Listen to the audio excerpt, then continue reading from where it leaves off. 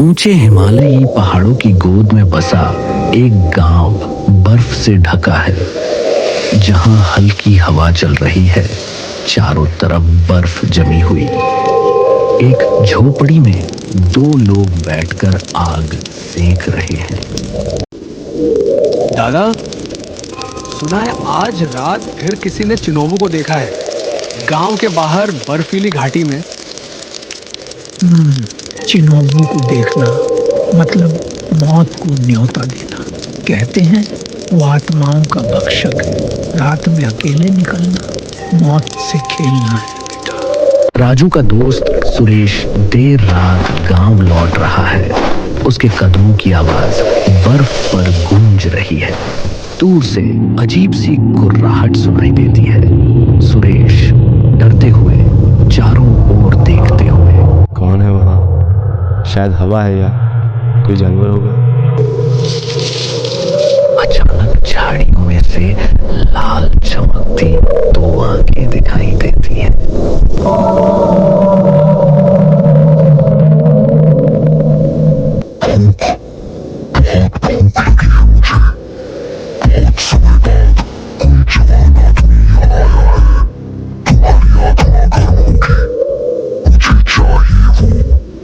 नहीं, कोई बचाओ मुझे।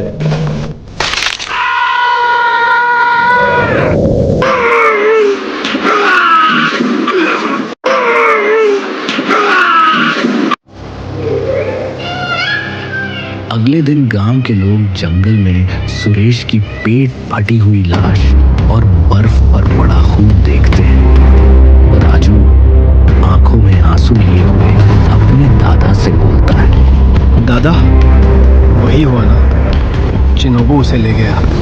मैंने कहा था रात में अकेले मत निकलना। चिनोबू कभी खाली हाथ नहीं लौटता, पर उसने मेरी बात नहीं मानी।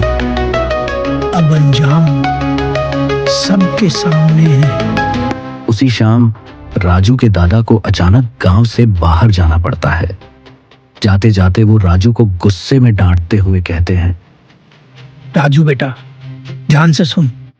सुरेश तेरा अच्छा दोस्त था और उसने गलती की और रात को बाहर निकल गया, और तू जानता है कि उसी गलती ने उसकी जान ले ली। मैं ये बिल्कुल नहीं चाहता कि तेरे साथ भी ऐसा हो। मैं कल तक के लिए गांव से बाहर जा रहा हूं, सुबह तक लौट आऊंगा। जब तक मैं वापस ना आ जाऊं, तू रात को घर से बाहर कदम मत रखना, चाहे कुछ भी हो जाए।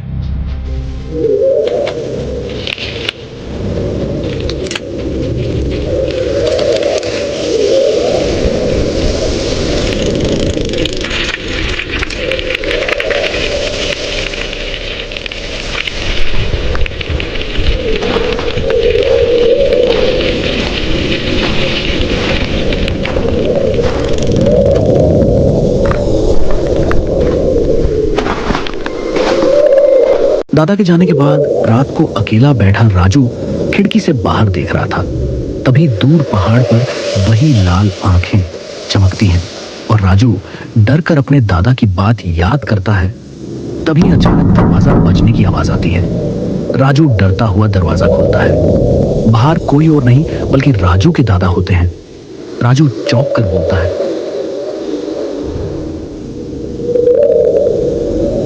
दादा, आप तो कल आने वाले थे और आपने कहा था बाहर मत निकलना, तो आप यहाँ इस वक्त क्या कर रहे हैं? अगर आपको कुछ हो जाता तो। दादा धीमी आवाज में बोले, बेटा, उसने मुझे देख लिया है और वो यहाँ आता ही होगा और वो तुम्हें भी देख लेगा। चलो यहाँ से निकलो, वरना वो हम दोनों को जिंदा नहीं छोड़ेगा। राजू ने गौर से देखा। दादा के चेहरे पर अजीब सी मुस्कान थी। पर आपने कहा था चिनोबू घर के अंदर नहीं आ सकता।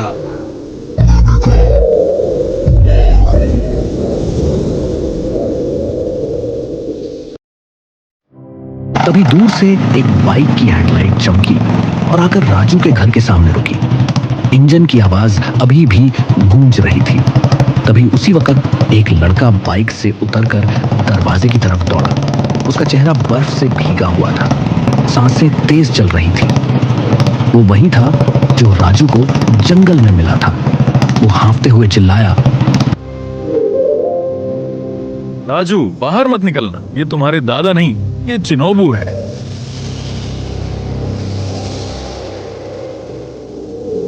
अगले ही पल चारों ओर घना धुआं फैल गया। हवा में एक अजीब सी जलन और डर खुल गया। धुएं के बीच से जब दादा का चेहरा दिखा तो वो अब दादा नहीं थे। उनका शरीर भयंकर राक्षस में बदल चुका था। आंखें लाल अंगारों की तरह जल रही थी और चेहरे पर क्रोध उबल रहा था। वो गुर्राते हुए उस अनजान लड़के की तरफ बढ़े। तभी वो लड़का चिल्लाया, राजू, बाहर मत निकलना, ये तुम्हारे दादा नहीं, ये चिनोबू है। जाओ, जल्दी से गंगा जल लाओ, ये उससे ही मर सकता है। तभी राजू घबराया हुआ घर के अंदर भागा। उसके हाथ कांप रहे थे, सांसें तेज चल रही थी। उसने जल्दी से गंगा जल की बोतल उठा ली। तभी बाहर से किसी के गिरने की जोर की आवाज आई। राजू दौड़ता हुआ बाहर पहुंचा। उसने देखा चिनोबू ने उस लड़के को जोर से धक्का दिया था। लड़का जमीन पर बुरी तरह गिरा पड़ा, दर्द से कराह रहा था। चिनोबू की आंखें जलते अंगारों की तरह चमक रही थी। वो गुर्राता हुआ उस घायल लड़के की तरफ बढ़ा।